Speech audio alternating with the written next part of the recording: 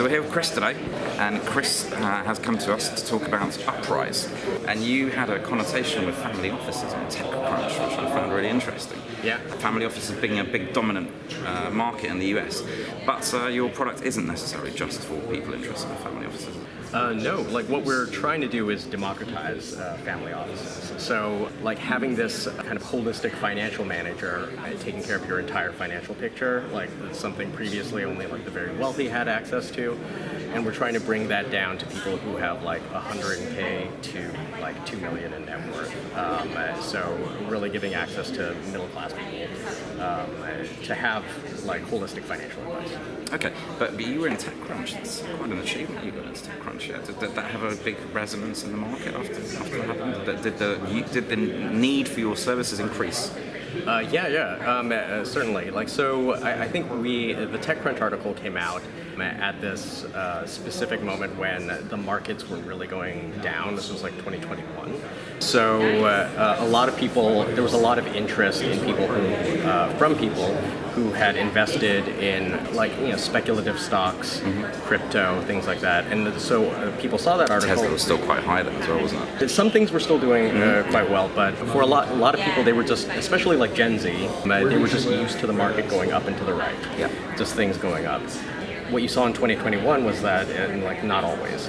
And then the article came out right around then, and so there was this like outburst of interest in our services for people who actually want I could use some advice on my finances.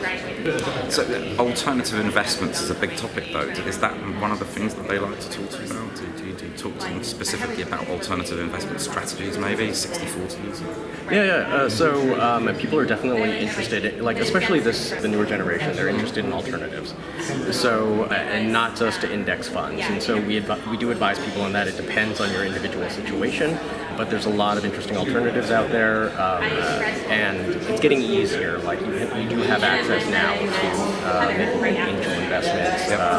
Like there's crowdfunding platforms that are very interesting. A surprising number of our users are not exposed to real estate, and we help them get exposed to real estate via like Do you make them call it fundraising. fixed income?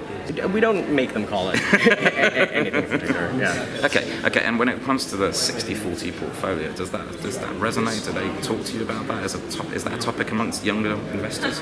Investors, like the people that come to us, they want to do the right thing with their money. So we're generally pretty conservative. Like they come to us when they're about to get married, or when they just had kids and they want to insure their family's future.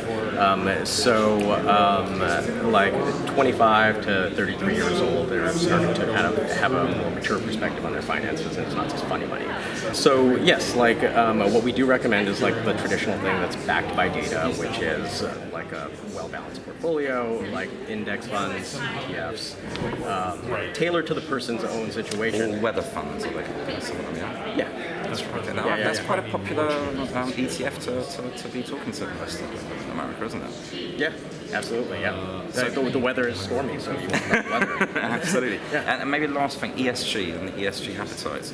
Is that something that they're specifically interested in, your users?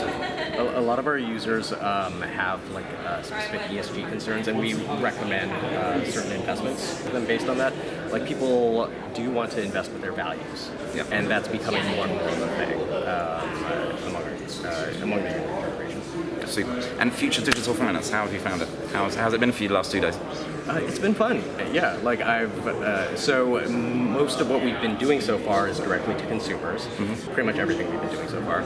So this is us kind of dipping our toes into the water and looking at partnering with other financial institutions to embed wealth management into their services and get like a more holistic view of their users' finances and provide like just a higher level of service and engagement.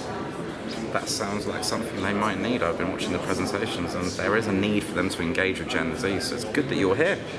Like, who knew? Perfect. Thank you.